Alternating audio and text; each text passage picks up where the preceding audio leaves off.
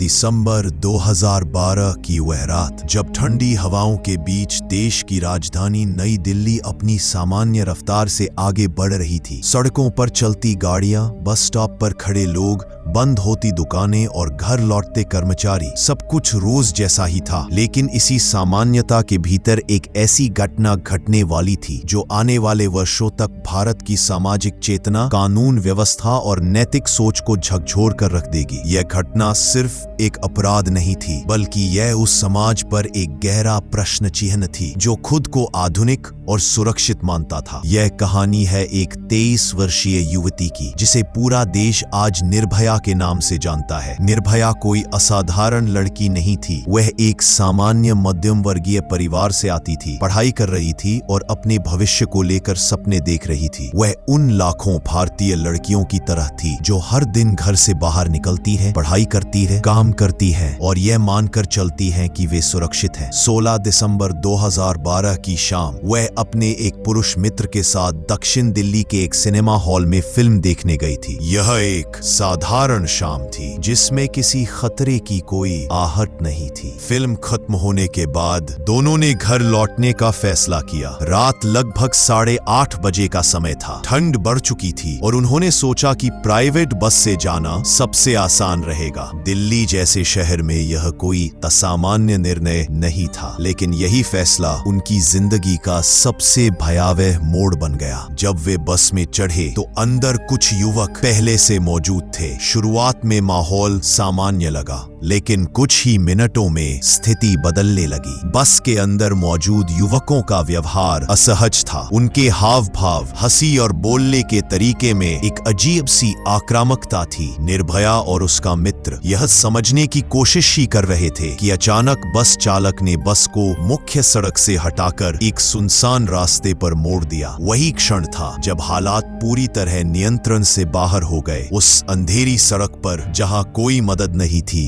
मानवता की सारी सीमाएं टूट गईं। निर्भया के साथ अमानवीय हिंसा की गई। उसका मित्र उसे बचाने की कोशिश करता रहा, लेकिन उसे बेरहमी से पीटा गया और वह बेहोश हो गया। यह सिर्फ एक अपराध नहीं था, यह उस मानसिकता का प्रतिबिंब था जहां औरत को एक इंसान नहीं बल्कि एक वस्तु समझा जाता है। यह घटना इस बात का प्रमाण थी कि जब सत्ता, नशा और विकृत सोच मिल जाते हैं तो इंसान किस हद तक गिर सकता है। घटना के बाद दोनों को बस से बाहर निकालकर सड़क किनारे फेंक दिया गया। ठंड, दर्द और सदमे की हालत में वे घंटों तक मदद का इंतजार करते रहे। इस दौरान कई वाहन वहां से गुजरे, लेकिन कोई रुका नहीं। यह दृश्य हमारे समाज की उस डर और संवेदनहीनता को उजागर करता है जहां लोग मदद करने से पहले अपने बारे में सोचते हैं। आखिरकार कुछ लोगों ने हिम्मत दिखाई और पुलिस को सूचना दी। इसके बाद दोनों को अस्पताल पहुंचाया गया। अस्पताल में डॉक्टरों ने तुरंत इलाज शुरू किया। निर्भया की हालत बेहद गंभीर थी। उसके शरीर को अंदरूनी रूप से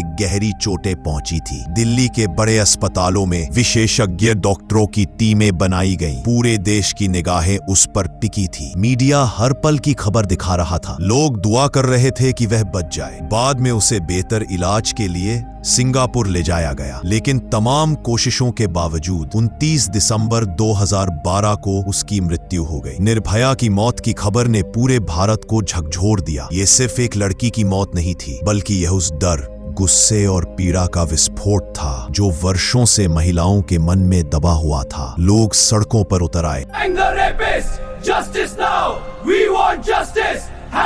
इंडिया गेट, जंतर मंतर और देश के कई शहरों में लाखों लोग एकजुट होकर न्याय की मांग करने लगे। यहाँ आंदोलन किसी राजनीतिक दल द्वारा नहीं, बल्कि आम जनता द्वारा खड़ा किया गया था। इन प्रदर्शनों ने सरकार और प्रशासन पर जबरदस्त दबाव डाला। पुलिस की कार्यप्रणाली पर सवाल उठे, कानून व्यवस्था पर बहस शुरू हुई और मीडिया ने इस मुद्दे को राष्ट्रीय बहस में बदल दिया। यह मामला सिर्फ निर्भया तक सीमित नहीं रहा, बल्कि यह हर उस महिला की आवाज बन गया गया जिसने कभी डर के साथ सड़क पर कदम रखा था। पुलिस जांच तेजी से आगे बढ़ी। कुछ ही दिनों में सभी आरोपियों को गिरफ्तार कर लिया गया। कुल 6 आरोपी इस अपराध में शामिल थे, जिनमें बस चालक भी था। जांच के दौरान यह स्पष्ट हुआ कि यह अपराध अचानक नहीं हुआ था, बल्कि यह एक गहरी मानसिक विकृति, सामाजिक चुप्पी और सिस्टम की लापरवाही का परिणाम था। इस केस ने यह भी दिखाया कि कैसे सार्वजनिक परिवहन और सुरक्षा व्यवस्था में मौजूद कमियां अपराध को जन्म देती है। सरकार ने इस मामले को फास्ट ट्रैक कोर्ट में चलाने का फैसला किया। साल 2013 में ट्रायल शुरू हुआ। अदालत में हर सुनवाई के दौरान मीडिया और जनता की नजरें टिकी रहती थीं। आखिरकार 4 आरोपियों को दोषी ठहराया गया और उन्हें फांसी की सजा सुनाई गई। एक आरोपी की जेल में मृत्यु हो गई, जबकि एक आरोपी नाबालिग था जिसे किशोर सुधार गृह भेजा गया। यह फैसला कानूनी रूप से ऐतिहासिक था, लेकिन समाज में बहस अब भी जारी थी। निर्भया कांड का सबसे बड़ा प्रभाव भारत के कानून तंत्र पर पड़ा। 2013 में आपराधिक कानून संशोधन अधिनियम लागू किया गया। यौन अपराधों की परिभाषा को विस्तृत किया गया, सजाओं को सख्त बनाया गया और महिलाओं की सुरक्षा के लिए नए प्रावधान जोड़े गए। फास्ट ट्रैक कोर्ट्स, महिला हेल्पलाइन और जागरूकता अभियानों की शुरुआत हुई। यह सब